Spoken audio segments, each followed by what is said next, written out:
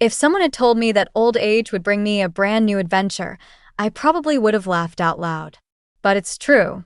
It all began on a freezing afternoon in Denver when my daughter Melissa stood at my front door, hands on her hips, and ordered me, "Mom, this isn't your place anymore. You should go find somewhere else to live the rest of your life." I blinked, thinking she had to be joking. But no. The same daughter I once wrapped birthday presents for, baked cakes for, drove to piano lessons now treated me like a tenant whose lease had run out.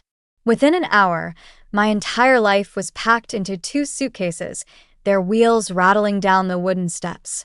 Ryan, Melissa's husband, didn't say a word. He just lifted my bags into the trunk of his brand new BMW. Then he flashed a polite smile. "Helen, you'll feel relieved not having to worry about leaks, snow shoveling, or property taxes anymore." Right. No house, no responsibilities. Just me, 2 suitcases, and the $200 Melissa shoved into my hand like a tip for a waiter. 3 hours later, I was sitting in a motel room off the highway. A neon sign outside flickered red and blue, buzzing like a bad radio. The mattress sagged. The blanket smelled of bleach. I let out a soft laugh and thought, 43 years of being a devoted wife, and it all ends at sunset in $49 a night. Who'd believe it? If fate was playing a joke, it sure knew how to set the scene. I, a widow still grieving my husband, was thrown out of my home by my own daughter. What I didn't know then was that the game Melissa started that day would turn right back on her. Because just 3 days later, that same daughter would show up at my door, tears streaming down her face, begging me to save her life. And that was only the beginning of the strangest story I'd ever live. Before everything fell apart, my life looked peaceful from the outside. I was a devoted wife, living with Edward Carter, the man I called my husband for 43 years. We married when I was 24 and he was 31, full of ambition. The 2-story wooden house on the edge of Denver was Edward's pride. He bought the land that faced the Rockies, where winters were buried in snow and summers lit up with wildflowers. I was the one who decorated each room, planted lavender along the walkway, hung every curtain. But no matter how much of my youth I poured into that place, Edward always called it his achievement. In our family, Edward's love for our daughter Melissa was almost unconditional. He called her his little princess and gave her everything she wanted. When she demanded to attend an expensive private school in California, I took on 2 part-time jobs just to cover the costs. I remember those late-night shifts at the corner store, the smell of weak coffee, the bell on the glass door ringing each time a customer walked in. I gave up finishing college because I believed my daughter needed the opportunity more than I did. To Melissa, I was just the cook, the cleaner, the one stretching every dollar. I still remember when she was 15, I handed her a sweater I had knitted all winter. She smirked and said, "Mom, I don't need cheap stuff like this. Dad will buy me something better." My chest tightened, but I stayed quiet, believing one day she'd understand a mother's love. Then came the day Melissa got married. Ryan Hayes, an investment banker with sleek suits and a polished smile. Edward couldn't hide his pride. At their wedding in a fancy Denver hotel, he raised his glass and declared his daughter had found her match. I sat at the back table, smiling stiffly, my gut whispering that Ryan wasn't the family man he appeared to be. The years rolled on, and I kept my quiet routines. I cooked, cleaned, cared for every detail of our home. On Thanksgiving, I roasted the turkey myself, made the chestnut stuffing Edward loved, and never forgot to pour him his favorite red wine. Yet at those dinners, I was always the shadow at the end of the table, listening to Edward and Melissa discuss investments, listening to Ryan talk about stocks and real estate. As the years passed, I realized my role in the family was like an old wooden chair in the living room, unnoticed, but if it was gone, the whole room would feel empty. I existed to hold everything together, though no one really saw me. Until Edward died. A sudden heart attack at 71. The funeral was held in early February, snow piling thick over the cemetery lawn. My hands shook as I clutched a bouquet of white roses, my fingers numb from the cold. Melissa, wrapped in a luxurious fur coat, hugged me with a look full of pity. She whispered, "Mom, I know this is hard for you, but you can't stay in that big house alone. It's not safe." I forced a faint smile, but deep down, something felt off. That tone wasn't just concern, it carried calculation. I didn't know then those gentle words at the funeral were the first step into my nightmare. After the funeral, my big house turned strangely silent. When I walked past the living room, I could still smell the faint smoke of pine wood from the last family gathering. But instead of warmth, all I felt was emptiness. Melissa started coming over more often. And never alone, Ryan was always by her side. They didn't come to share my grief. They came to sweet-talk me. One weekend evening, the wind from the Rockies howled, making the pine needles whistle on the porch. Melissa spread a brochure across the dining table. It was for a retirement community 10 miles away. On the cover, smiling seniors sat by an artificial lake. "Mom, this place has everything you need," Melissa said, her voice so sweet it felt fake. "There's a pool, yoga classes, friends your age. You won't feel lonely anymore." Ryan sipped his wine and chimed in. "Helen, you shouldn't handle a house this big by yourself. It's costly, it's dangerous, especially the stairs. Over there, everything's convenient. They've got medical staff too." I looked down at the glossy paper, the fake colors making me sick. I knew what they meant. It wasn't about care. It was about selling the house, pocketing the money, and pushing me out of their lives. In the weeks that followed, their persuasion campaign only grew stronger. They brought more pamphlets, talked about the benefits of friends your age. Melissa even carried a notebook listing out roof repairs, property taxes, utility bills like I was a child who couldn't add things up. I remember one dinner. I had cooked honey-roasted chicken, Edward's favorite. Melissa set her fork down, stared at me, and said, "Mom, I really worry about you. You need a better environment. This house holds too many sad memories. You'll never heal here." Her words pierced me. Not because she was wrong, the house was full of memories, but because of her eyes. That wasn't sympathy. That was the look of someone who had already picked out an item and was just waiting to claim it. I started noticing things. The way her gaze lingered on the leather sofa Edward had chosen. The way her fingers brushed the polished wooden railing as she walked upstairs, the same railing I had shined every weekend. She was taking inventory. One late night, I stood in the kitchen, watching through the window as their BMW headlights disappeared down the gravel road. That's when it hit me. I was their target. Melissa wasn't coming to comfort me. She was coming to take. And sure enough, a few weeks later, the mask finally slipped. 6 weeks after Edward passed, that morning seemed ordinary. The Colorado sky was clear and blue, sunlight falling across the snowy ridges in the distance. I was making coffee in the kitchen when the doorbell rang. When I opened the door, there stood Melissa and Ryan, each dragging a large suitcase. Melissa's eyes carried a coldness I had never seen before. She walked straight into the house like it had been hers all along. "Mom," she said firmly, "we've decided. Ryan just got promoted, and we need to move back into the city. And this house is perfect for our family." I froze, unable to believe what I'd heard. "Move in here? But this is my home. The home your father and I built our whole lives." Melissa crossed her arms, her voice flat, like she was reading a contract. "No, Mom. According to Dad's will, I'm the sole heir. The house, the accounts, everything. I let you stay here out of kindness, but now it's time for you to find somewhere else." Each word cut like an icy blade. I trembled and asked, "Are you sure? Maybe there's been some mistake." Melissa's eyes flashed with cruelty. "There's no mistake. Dad trusted me to manage the estate better than you. You're just the wife. You don't understand money or investments. Just the wife. 43 years of sacrifice, raising a child, caring for my husband, all reduced to 3 heartless words." Ryan carried the suitcases upstairs while Melissa leaned against the doorframe, glancing at her watch like she was waiting for a cab. "You should pack quickly. There's a senior community on Maple Street, very affordable. I think they still have rooms available." I bit my lip until it bled, shame burning inside me. My own daughter, The one I stayed up countless nights worrying about her tuition, now treating me like a burden to be tossed aside.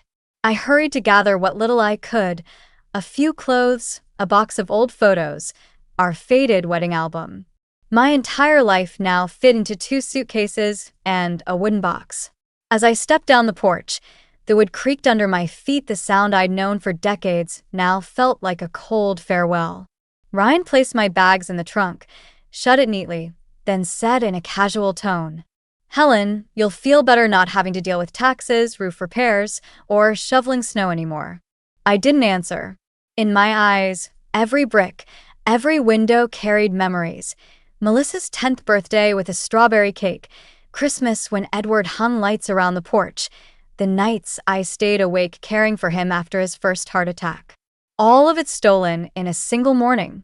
Their BMW rolled off the gravel road, leaving me at a roadside motel. The flickering neon sign read, "Sunset in $49 night."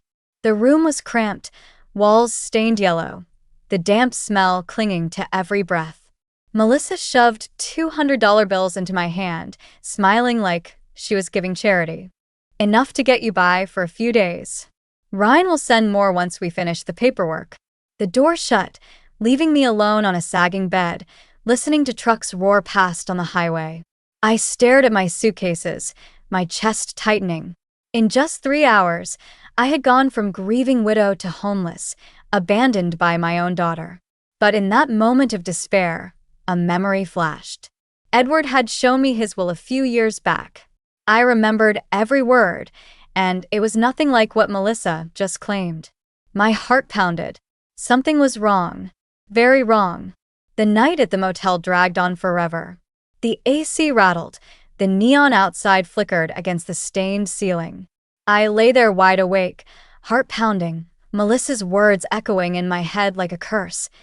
"Mom, Dad left everything to me." But my memory couldn't be wrong. I remembered that afternoon a few years back when Edward carefully pulled out his notarized will from the drawer. He pointed at each clause, explaining them with rare seriousness. He was always meticulous, never missing a detail. And I knew one thing for certain: he would never leave me with nothing. The next morning, I put on my old wool coat, grabbed my small handbag, and caught the bus into downtown. The office of Charles Whitman, Edward's longtime friend and lawyer, was inside an old red brick building near the federal courthouse. I took a deep breath, my chest tight, as I stepped into the marble-floored lobby. Charles, now in his 70s with silver-rimmed glasses and snow-white hair, frowned when he saw me. "Helen, "I've called your house so many times, but Melissa said you were traveling to cope with the grief." I was worried. I froze. "Traveling? No, Charles. I've never left the house. And I never received any papers about the will." He lowered his glasses, confusion filling his eyes. "Wait, you didn't attend the reading of the will? Melissa said you were too heartbroken and gave her power of attorney." A chill shot down my spine. I shook my head. I never agreed to that. Melissa told me Edward left everything to her. Charles shot up from his chair, rushed to the file cabinet, and pulled out a thick folder. He opened it, flipping quickly through the pages. "Helen, listen carefully. This is the final will, signed and notarized just 6 months before Edward passed." I bent over, my eyes falling on the familiar words, Edward's neat signature at the bottom. Charles read aloud, his voice steady. "I, Edward Carter, leave the entire property at 1827 Oakwood Drive, along with all possessions and keepsakes, to my wife, Helen Carter. In addition, she will receive 70% of my financial assets, approximately $23 million. My knees buckled, and I gripped the edge of the table. Charles looked straight at me, then continued. "The remaining $10 million I leave to my daughter, Melissa Carter Hayes, in a trust." But his tone dropped. "This trust will only be released when Melissa turns 45, and only if she treats her mother with kindness and respect after my passing." My mouth fell open. I couldn't believe it. Edward, he had seen it all coming. He knew Melissa's arrogance, her greed. He had written protection for me right into the will.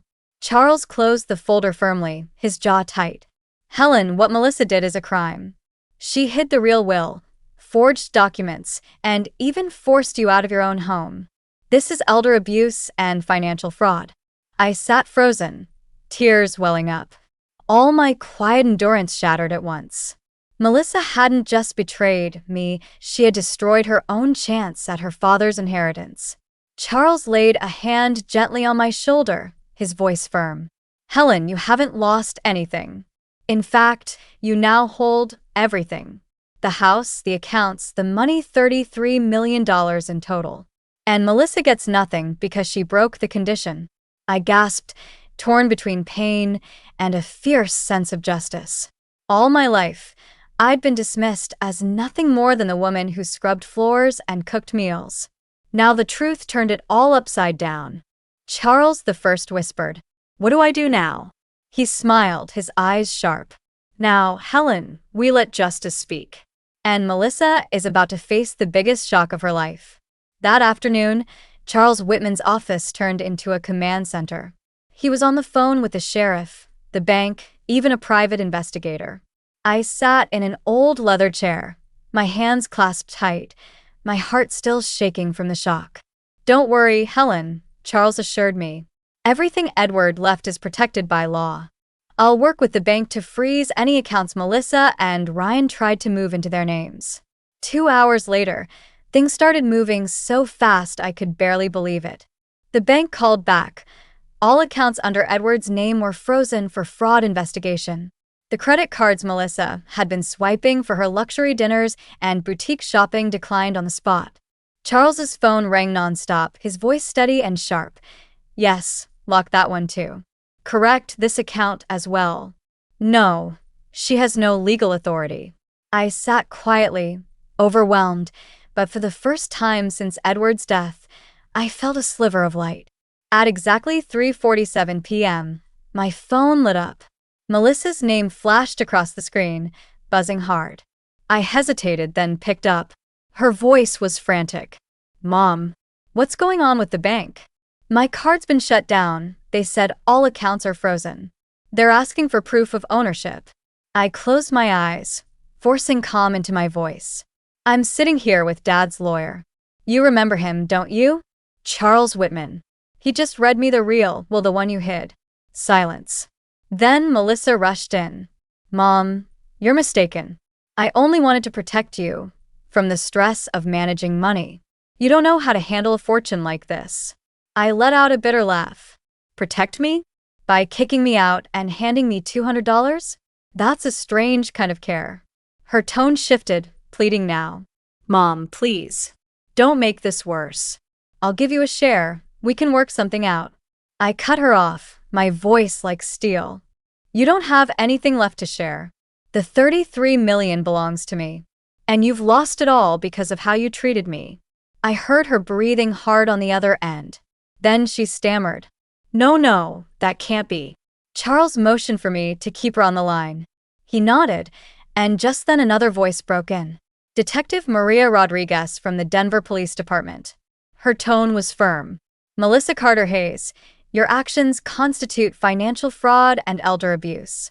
We're opening a full investigation. You should prepare to face a summons." I heard Melissa scream, "This is a joke. I'll sue all of you." Then the line went dead. Charles looked at me, the corner of his mouth lifting. "See, Helen? The board just flipped." That night, the news spread faster than I imagined. The bank shut down Melissa and Ryan's transactions. The utility bills they had switched into their names were frozen for investigation. In a single day, they went from self-proclaimed heirs to 2 people with nothing. The next morning, Denver police reached out to me. "Mrs. Carter, we'd like you present when we execute the arrest." My heart raced. A part of me was still a mother, but another part wanted to see justice with my own eyes. That evening, I sat in a car with Detective Rodriguez, parked near a fancy downtown restaurant. Warm yellow lights glowed through the windows. Inside, I spotted Melissa in a red dress, Ryan in a sharp suit, laughing with friends. Rodriguez whispered, "It's time." 2 officers walked in. Through the glass, I saw it all. Melissa froze as the cuffs snapped onto her wrists. She screamed, mascara running down her face. This is a mistake. I'm the rightful heir. My father wanted this. Ryan didn't escape either. The next morning, he was arrested at his office. Fake documents were uncovered at a print shop he had ties with. When I heard, I just sat quietly in Charles's office. He looked at me and said in a low, steady voice, "Helen, justice has begun. Now you truly hold everything." I breathed deep, my chest heavy. Part of me hurt it was still my daughter, but another part felt free. For years I had been dismissed, treated like I was invisible. Now the truth had flipped the table. I was the one holding all the cards. When the first news reports of Melissa and Ryan's arrest aired on local TV, I thought it was finally over. But it turned out that was just the start of another storm. A week later, I sat in Edward's study, the room he always kept locked, the one he rarely let me enter. Dark wooden walls, shelves stuffed with files, the desk still marked with little dents from where he used to tap his pencil while thinking. I flipped through folders left behind. At first, just routine bills. But the more I read, the more wrong it all felt. Huge payments for financial consulting from companies I'd never heard of. A string of loans with no recipient listed. Service contracts with businesses that only existed on paper, with no real address. I picked up the phone and called Charles. His voice turned grave. "Helen, let me bring in a specialist. I want to make sure we understand the full picture." The next morning, Carol Chun, a private financial investigator, arrived. A sharp-eyed woman with quick hands, she sifted through every page. For 6 hours she photographed, scribbled notes, cross-checked data. By late afternoon, she looked up, her tone heavy. "Mrs. Carter, I'm afraid I've found something very serious. Your husband Edward was running a sophisticated money laundering operation for over 10 years.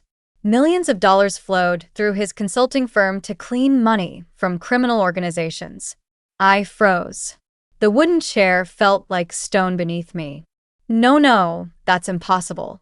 Edward was the most honest man I ever knew. He loved his family. He watched every tax dollar. He couldn't have.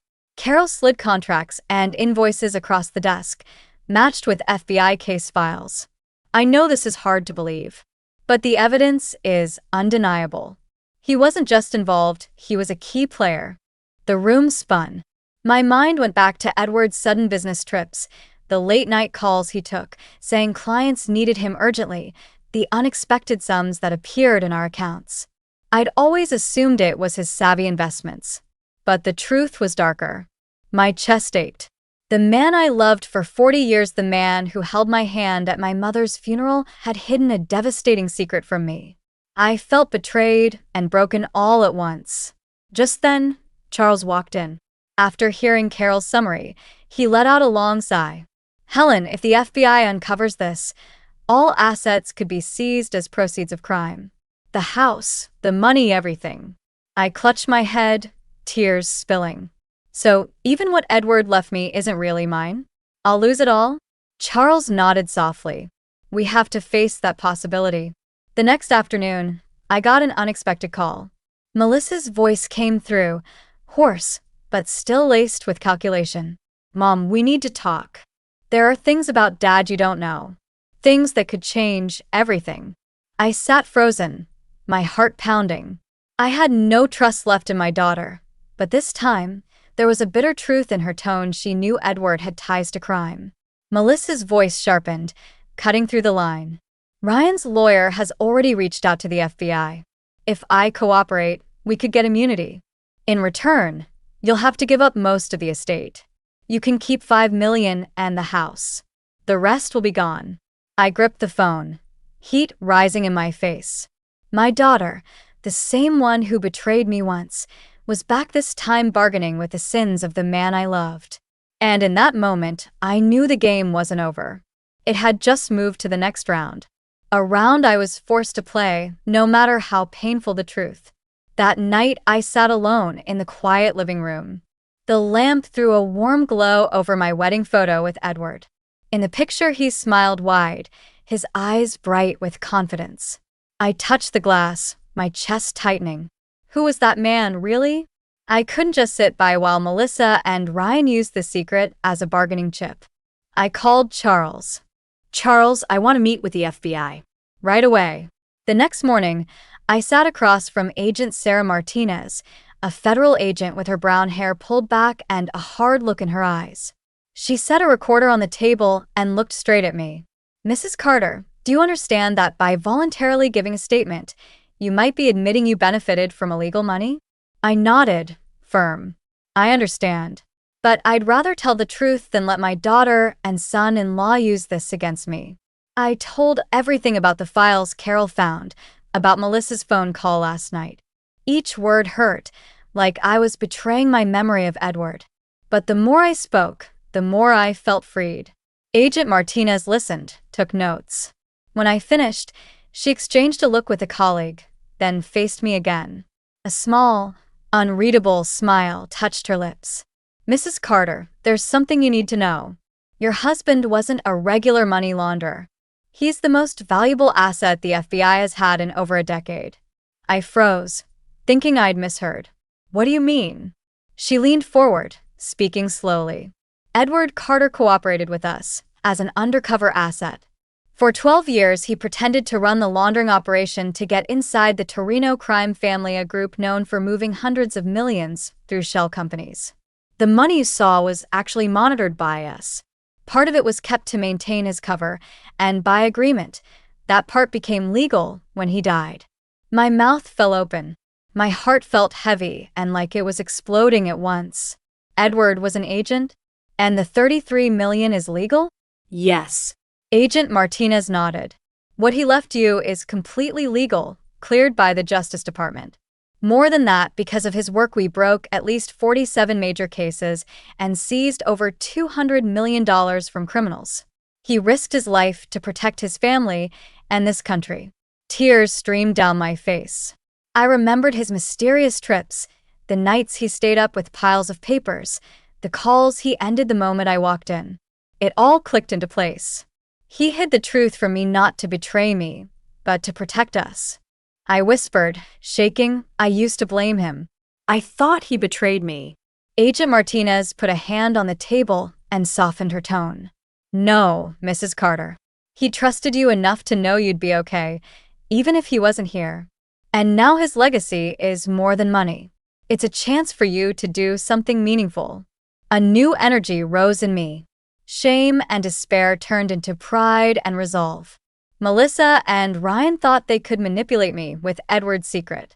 They didn't know the bigger truth. That secret didn't hurt me. It made me a key witness in a federal case. Agent Martinez looked me in the eye, sharp as a blade. Mrs. Carter, we need your help. Will you cooperate to bring Melissa and Ryan into the light? We want you to wear a recording device at the next meeting. Everything they say will be evidence. I took a deep breath and wiped the last tear from my cheek. After what they did, I'm more than ready. Give me the recorder. In that moment, I felt it clearly. I was no longer the weak widow my daughter discarded. I held the secret. I was the last piece on the board that could turn into the queen. 3 days later, I sat in the living room, wearing a thin cardigan, a small recorder pinned to my chest by Agent Martinez. I watched the clock, heart racing. At exactly 8, there was a knock on the door. Melissa and Ryan walked in, dressed like they were about to sign a $1 million deal. Ryan carried a leather briefcase, confidence written all over his face. Melissa tried a soft smile. I'd seen that face enough times to know when it was acting. Mom, Melissa cooed, you look so much better. I'm glad you're doing okay. I nodded, hiding the tremor inside. Sit down. So, what do you want? Ryan opened his briefcase and pulled out a stack of papers. We drafted an agreement. You keep the house and $5 million in clean assets. In return, you won't say anything more about what Edward did. That way, everyone stays safe. I stared at him, then let out a short laugh. Clean assets? Is that what you call what you think you understand about Edward? You sure you know the whole story? Melissa blinked, flustered. Ryan frowned. What matters is we move past this and protect the family. If you don't sign, you lose everything. I leaned back, my heart pounding, Voice steady. No, Ryan. Losing everything is what's waiting for you too. Right then, the door flew open. Agent Martinez and two other agents stepped in, flashing FBI badges. Melissa Carter Hayes, Ryan Hayes, you're under arrest for fraud, conspiracy, and attempting to extort a federal witness. Melissa's face drained of color. She turned to me, terror in her eyes. Mom, what are you doing? You're turning your own daughter in? I squeezed my hands to keep them from shaking and met her gaze. You chose this path, Melissa. You betrayed me, not the other way around. Ryan tried to stand, but an agent cuffed him first. He growled, Helen, you don't get it. Edward wasn't clean either. Agent Martinez cut him off cold. Save it. We know more than you do. Mr. Carter wasn't just clean, he helped bring down the organization you used to lean on for money. I watched Melissa get handcuffed, mascara streaking down her cheeks. I didn't feel weak anymore. I stood tall, like all those years of being ignored were finally being paid back. 6 months later, the house on Oakwood Drive had changed. Edward's old study became a bright art studio. I set up an easel by the window that looks out to the Rockies, morning light pouring over the colors I mixed. On the wall hung my first self-portrait in decades, a woman standing in the sun, head high, eyes on the horizon. Charles stopped by, setting a financial report on the new granite counter. I picked myself. He smiled. Helen, your foundation is up and running. 15 elder abuse suits have already been helped. You set a precedent. I nodded, feeling a warmth that had nothing to do with the shabby motel days. I used $15 million of Edward's money to start the Helen Carter Fund to help older people who've been exploited by family or caretakers. The sentencing of Melissa and Ryan 18 months in federal prison made headlines. Organizations invited me to speak. Netflix even signed on to make a documentary called The Widow's Revenge. I smiled thinking about the day Melissa handed me that nursing home brochure. If she could see me now, she wouldn't believe it. In the evenings, when the mountain wind blows, I stand on the porch with a glass of red wine. I look out at the lavender beds I replanted. No one tells me how to live anymore. No one calls me just the wife or a useless mother. I am Helen Carter, the woman who rose from pain and turned betrayal into power. And that, to me, is the biggest victory. One early autumn morning, as soft golden sunlight fell over the lavender garden, I received an envelope from the federal prison. Inside was Melissa's 17th letter. Her handwriting shook, nothing like the arrogance she once carried. Mom, I know I was wrong. Please forgive me. Please give me a chance to start over, because I'm still your daughter. I sat still, holding the letter in my hands. For a brief moment, the mother in me softened. But then I lifted my eyes to the self-portrait hanging in my studio, a woman standing tall in the light, her face calm and strong. I whispered to myself, a daughter can betray you, but true strength never will. Family isn't who shares your DNA. It's who never leaves you in the dark. I folded the letter and placed it in the drawer, where the other 16 rested untouched. I didn't need to read more. Apologies can't mend the fractures carved deep into the heart. Instead of drowning in the past, I chose the present. The Helen Carter Fund kept growing, known by more and more people. I often met elderly men and women who clasped my hands, their tears falling as they whispered, "Your story gave us courage." Each time, I felt Edward was still beside me, smiling with pride. He chose to protect our family in his way.